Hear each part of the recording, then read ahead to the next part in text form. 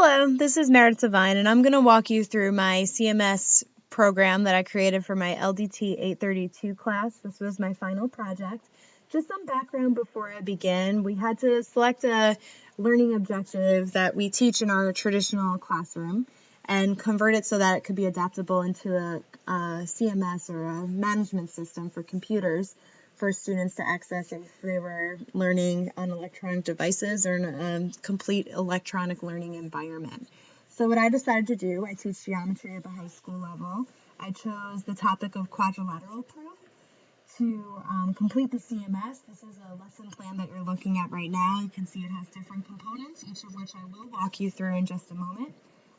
But you'll notice there's a place for you to start. So if a student logs on to their CMS and went into their geometry folder, this would probably be a lesson that they would see. And of course, hopefully, they would see start here, and that's where they would begin. And that's where I will too. This lesson's learning goal is written right at the top, so they know what they're trying to reach and meet by the end of this CMS lesson. And the game plan is provided for them. The different tasks are all elaborated on this game plan, so they can read through it or just go through the different tasks. They are reflections of each other. And there's a bonus round for any student who wants to extend and engage their knowledge. And it gives them a big picture too. So this is where this unit is headed. This is where it's connected. This is where you may have seen relationships prior and where it's going in the curriculum. So it just gives them some point of view and perspective from there. So once they read through the game plan, look at their learning goal, they go back to the task force board here, and they can begin. Because this is a math class, because a lot of students like to interact and have questions during a lesson, I wanted to provide opportunities for learners in case they do get stuck. So I created this Help I'm Stuck folder. So if at any point students need to maybe refer to the properties, maybe look at how the different quadrilaterals are related, this takes them back to old content to make relationships and hopefully bring back the skills if they do get stuck for troubleshooting problems for them. So that's just a resource for learners to help scaffold the lesson. But if you're going to begin, you start with task 1, which you'll notice is a quiz. So you'll read the directions up here, complete the following quiz, and you have to score at least a 90% on the quiz before moving on to the rest of the tests that remain in this lesson. The quizzes are just quadrilateral properties. I think they're important to start with a quiz because you need to know your properties before you start proving them. So it's a little unconventional to start a lesson with a quiz, but in this case it is appropriate because they need to make sure they're studying these properties and know them inside out before moving forward into more difficult material. So once they master the quizzes, get a 90, they move on to task number 2, which you will see is a video. And I'll take you there. The video, this link up top, takes them directly to a YouTube video. And once they're done watching that, they go down to here, and it's a quick multiple choice question. Which method did you like the most? In the video, they see 3 different methods on how to prove a quadrilateral is a parallelogram, and they just pick the one that they think is their preference. So this way, if they say, oh, I'm really good at the slope formula, I'm going to focus in on that method. It just gives them a different lens to look through for the rest of this lesson, going through the different tests that remain. So it just gives them a little perspective, slows it down for them a little bit, so it's a little easier to work through this process. So once they're done with task 2, we move on to 3 and 4, which I put in the same folder because they are highly related to each other. Task 3 is to look at your 2 exemplars.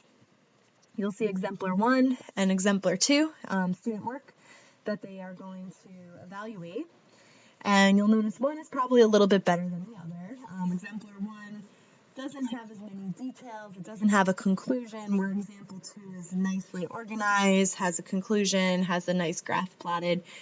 So students are going to pick up on these details and evaluate them. Think about which student would have gotten a better grade had they done this if it was a test question. And once they evaluate these exemplars, they go to a discussion board where they start to communicate their ideas about this. So let's say I'm Pythagoras. That means I'm in Team C. So I click on the Team C discussion board. And it takes me to 4 questions. I only had to answer 2. And they're based on the exemplars that I just evaluated and just looked at.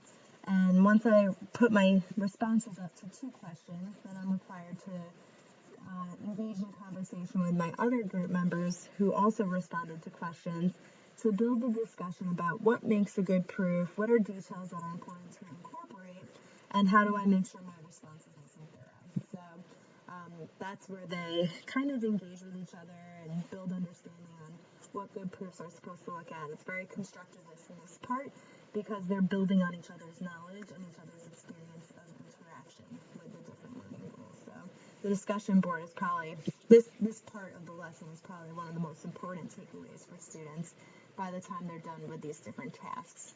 So once the discussion piece is complete, we move on to task 5, which is kind of like the homework, I guess you could say, in a lesson, this roadmap right here. So task number 5, the task that students have to do in geometry is develop their own roadmap, which is where they go online, find a question, maybe even on our electronic textbook, that meets the learning goal for the day. So based on what they saw in the lesson, they have to find a question that aligns with the learning goal that they think challenges them. And they're just going to submit it in this drop box up here so that by the time they're done with the unit, each day or each learning goal, they put a roadmap question up.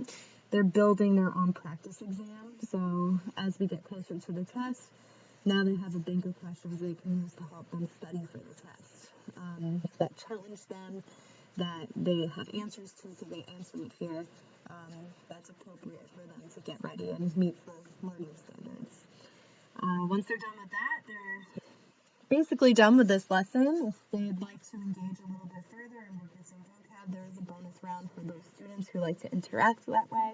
And it's just a crossword puzzle. It has them test their knowledge of vocabulary from different things in the unit, and they can work on that as well. So it's a little extension for the kids who are motivated by the CMS and motivated to continue on in their mathematical journey. But that does it for my CMS from there. So I hope you enjoyed it. If you have any questions, please let me know. I'm happy to answer anything to give you some clarity. It was difficult but fun and interesting to make this activity. It's one of the things I'm very proud of because I've always learned through this electronic environment. I never thought of teaching through it until I created this assignment. So I hope you enjoyed it, and thank you for viewing this.